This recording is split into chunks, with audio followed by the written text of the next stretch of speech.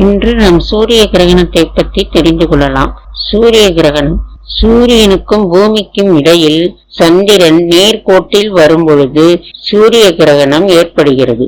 இதனால் சந்திரனின் நிழல் பூமியின் மீது விழுந்து சூரிய ஒளி தற்காலிகமாக மறைக்கப்படுகிறது. இது அமாவாசை தினங்களில் மட்டுமே நிகழும். சூரிய கிரகணத்தின் முக்கிய அம்சங்கள் என்னவென்று தெரிந்து கொள்ளலாம். முழு சூரிய கிரகணம் சந்திரன் சூரியனை முழுமையாக மறைக்கும்.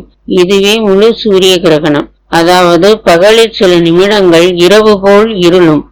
வளைய சூரிய கிரகணம் சந்திரன் சூரியனின் மைய பகுதியை மறைக்கும் பொழுது சூரியனின் விளிம்பு ஒரு நெருப்பு வளையம் போல் தோன்றும். இதுவே வளைய சூரிய கிரகணம் ஆகும். பகுதி சூரிய கிரகணம் சூரியன் சந்திரன் மற்றும் பூமி நேர் கோட்டில் இல்லாமல் சூரியனின் ஒரு பகுதி மட்டுமே மறைக்கப்படும். இது பகுதி சூரிய கிரகணம் ஆகும். கலப்பு சூரிய கிரகணம் இது அரிதானது. இது சில இடங்களில் முழு கிரகணமாகவும் மற்ற இடங்களில் வளைய கிரகணமாகவும் மாறும். இது ஒரு முக்கிய வானியல் நிகழ்வு ஆகும். சந்திரனின் நிழல் பூமியின் மீது விழும் பொழுது நிழல் விழும் இருண்ட பகுதி என்றும் அழைக்கப்படுகிறது.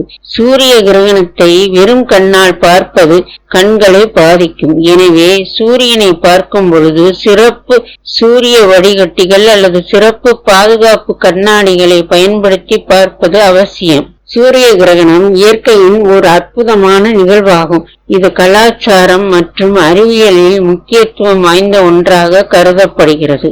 நன்றி, வணக்கம். நாளை சந்திப்போம்.